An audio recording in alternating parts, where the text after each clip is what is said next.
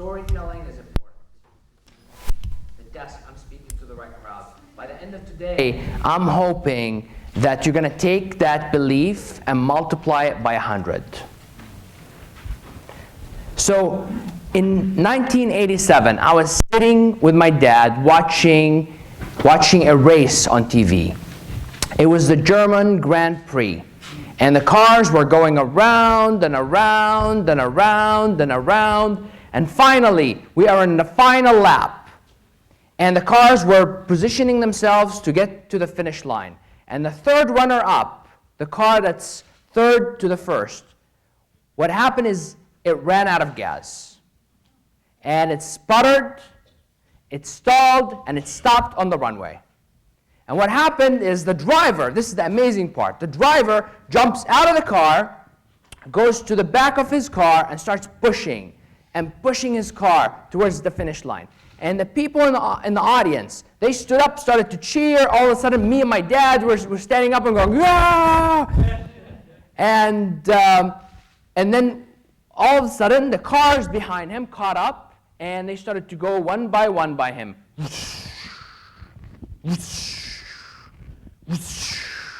And they all finished. And this guy, the driver, Alan Prost, he was pushing the car, and then he stopped and gave up. And you can see the sadness in the crowd. You can see the disappointment in his body language. And me and my dad were just standing there going, what just happened? So today I'm not here to talk about races. I'm not here to give you advice on filling your tank with gas. I'm here to talk about storytelling, because stories are the fuel for your presentations. And if you don't have enough stories in your presentations are going to stall, sputter, and stop just right before the finish line. And your points are not going to be driven home with your audience. Make sense? Okay. My name is Peter Khoury. I'm the founder of a company called Magnetic Speaking. And we teach public speaking here in San Francisco. Now I do this for a living. I speak for a living. But 10 years ago, if you go back with me, I used to be an engineer. How many engineers are in the room? Fantastic.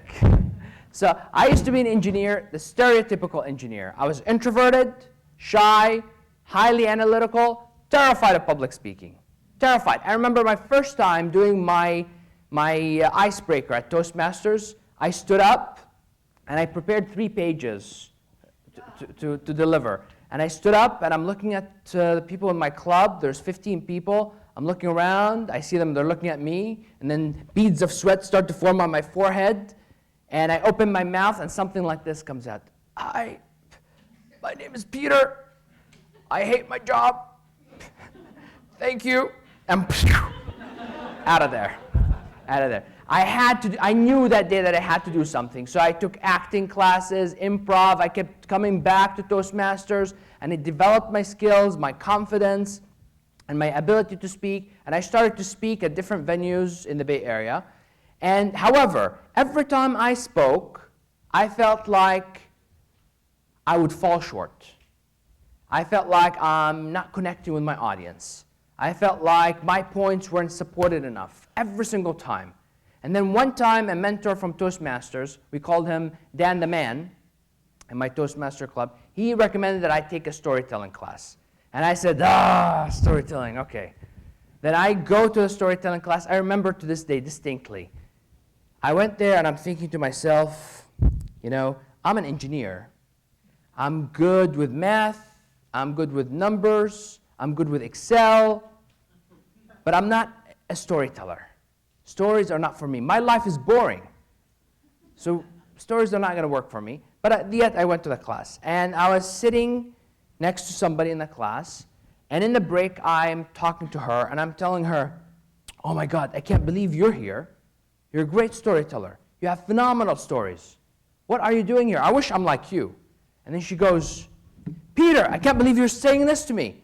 Because I was thinking the same thing about you. You have great stories.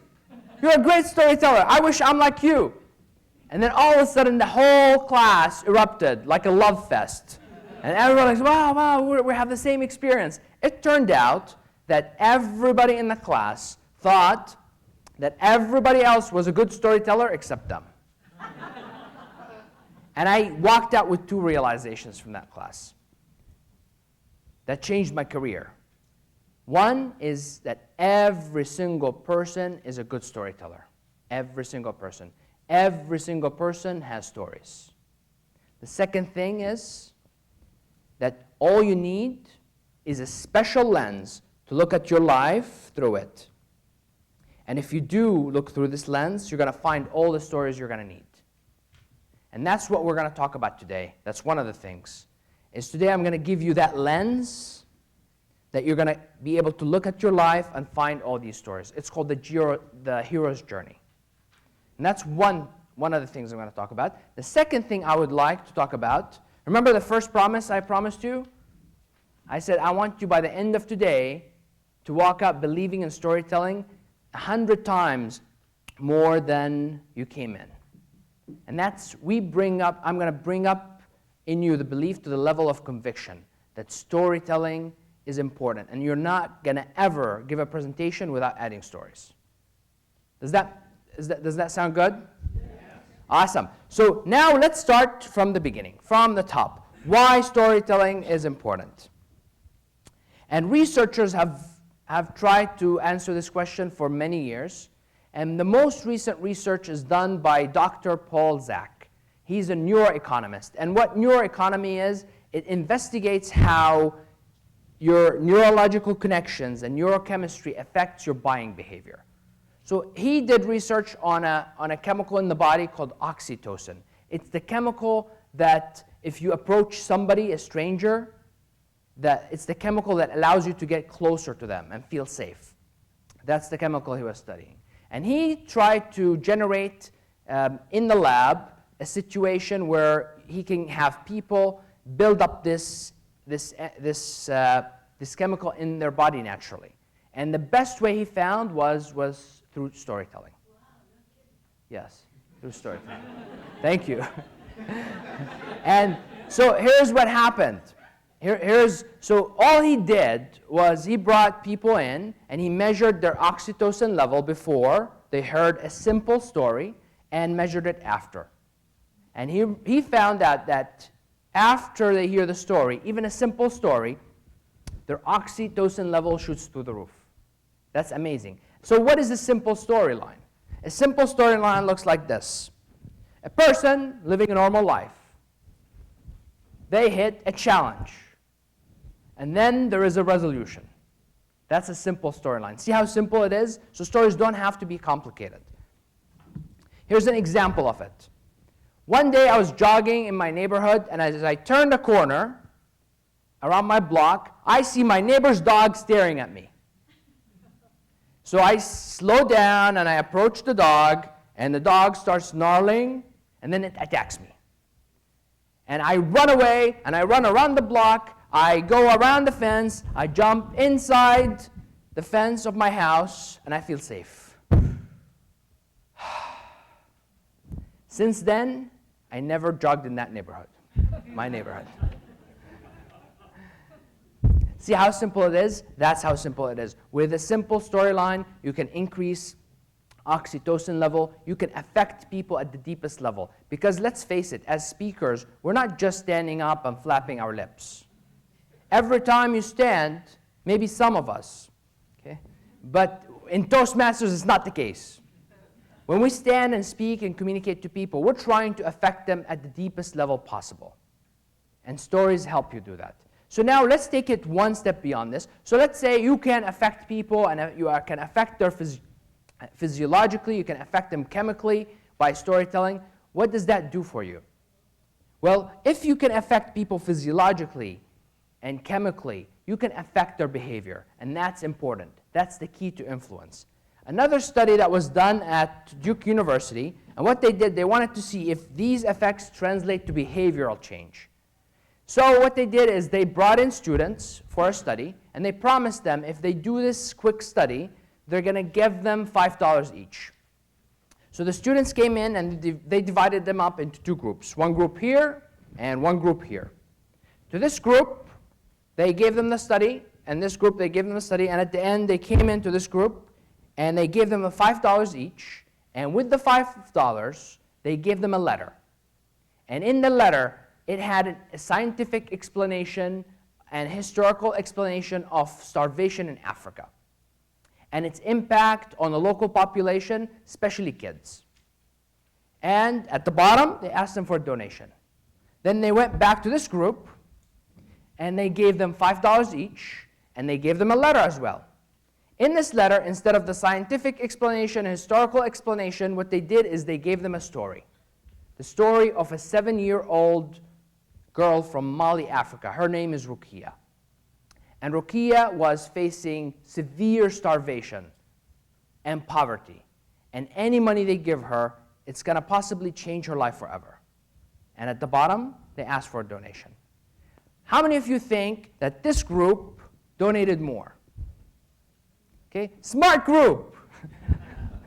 Yes, this group donated more, but by how much more? This group paid on average $1.14. This group on average paid $2.38, more than double. And that's huge. That's huge. So from a business sense, from a communication sense, from an influence sense, if you are in a bind and you have a small, narrow band of time, and you can only say one thing, either analysis or a story, which one should you pick? Story every single time. Story every single time. However, if you have more time and you work in a corporate environment, then you want to use both. Because for long term, both is best. Make sense? Yeah. Great. So now that we know stories are important and they can affect people at the deepest of levels, and they can also affect your behavior, and which makes them a great tool for influence and persuasion. Now, let's talk about the lens that I promised I'm going to give you. The lens. And that lens is called the hero's journey. How many of you here heard of Joseph Campbell? Awesome. How many of you heard of the hero's journey? Okay, great. So usually if you hear of one, you hear of the second. Sometimes not. So here, Joseph Campbell was a mythologist, and in the 50s, he went around the world, and he studied mythology and history. And he found, during his research, that if you look at all these mythologies and mythology stories, you're going to find one common pattern, one common structure to all of them. And he called it the hero's journey. When he came back to the US, he published a book called The Hero with 1,000 Faces, which means that all these stories have the same plot line. The only difference is the hero, or the environment, or the circumstances, but the plot line is the same. When he published his book, George Lucas in the US read the book. How many of you know George Lucas? Yes. So George Lucas read the book, and he was fascinated. And he said, I'm going to create a movie based on that plot. What do you think the movie is? Star Wars. So he goes and he produces a movie and calls it Star Wars. It's a big hit. It's a smash hit. And since then, since he released that movie, almost every single movie in Hollywood, produced in Hollywood, it has elements of the hero's journey in it. Every single movie. And here's the hero's journey. This is for you, so you can, once you go home and you want to construct stories and you want to have the template, this is going to be the template for speakers. The first, it always starts with a person living a normal life. Person living a normal life. One day they get a calling. And the calling could be a push factor, like pain, war, famine, or it can be a pull factor, like a vision, hard goal. And in the beginning, it's soft. They can barely hear it. But over time, it gets intensified and intensified and intensified until it pushes that person to a threshold. And once they get to this threshold, they have to make a decision. They either jump through the journey or they back out. Like, for example, how many of you have seen The Matrix? Do you guys remember the scene in The Matrix when he got the blue pill or the red pill? Right? That was the decision moment. He had to make a decision. Once he made the right choice, boom! He goes to the next step. Next step is a new environment. In the Matrix, it was the Matrix. That was the new environment. Trick question. How many of you have seen The Godfather? Oh, fantastic. All right, so Michael was the hero, and he made the jump to a new environment. What was the new environment for The Godfather? What is it? So it's the mob, right? That's it. That's the new environment. And in the new environment, the person that gets in this new environment has to learn new skills, has to learn about navigating this environment, and at this point, they get a mentor. For example, in the Matrix, the mentor was? Morpheus. Right. How about in King Arthur? Who was the mentor? Merlin. Fantastic. So they get a mentor, they get educated, and now, as they're going and growing in this new environment, they face a demon for the first time. And they face this demon, and they fight the demon, and they lose. And they come back stronger. They fight the demon, and they lose. And they come back stronger, fight the demon, and they lose. And now they go back to their mentor, and they start licking their wounds, and they go, I can't defeat the demon. Can't defeat the demon. And they start introspecting. And at some point, they make a realization. They realize that the demon is not outside. That the demon is not the Matrix people. It's not Mr. Smith. The demon is not the corporation. The demon is not the war. The demon is not public speaking. They realize that the demon is inside. It's right here. And when they make that realization, they realize that they're stronger than the demon because they have control over it here. And they go back for one final run at the outside demon. And they fight, and this time, they win. And once they win, they're fully transformed. Fully transformed. And they go all the way back to the beginning where they started. Fully transformed. And the people around them, they notice that they have changed. They can see it in their face. And now, instead of heroes, they become the mentors. And that's what we do as speakers. Whenever we speak in front of an audience, we're never the hero. You never want to be the hero. You want to be the mentor, and your audience are the heroes.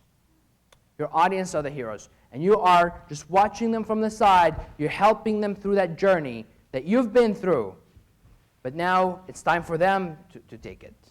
Make sense? Sense? So you can use this storyline as a whole to construct your stories, or you can take it in partials. You can do a short story around deciding to go on a journey. You can do a short story about being in a new environment, a short story about meeting a mentor. And a mentor could be doesn't have to be a person. It can be a book, an article that you read. Or it can be a story about fighting the demon, or a story about transformation. You can do any of these little stories or a combination. And this is the universal template. This is the secret sauce of storytelling. Now, since you know the importance of storytelling scientifically, and you know the script, the secret sauce of storytelling, I have a challenge for you. I want you to internally promise yourself this. Promise yourself that you're going to start using stories for every single point that's important in your presentation. Internal promise. Fantastic. That's an external one. Because if you don't, just remember that the fuel for your presentation is the stories that's in it. If you don't use fuel, you're going to fall short, you're going to sputter, and you're going to stall before you hit the finish line. Thank you very much.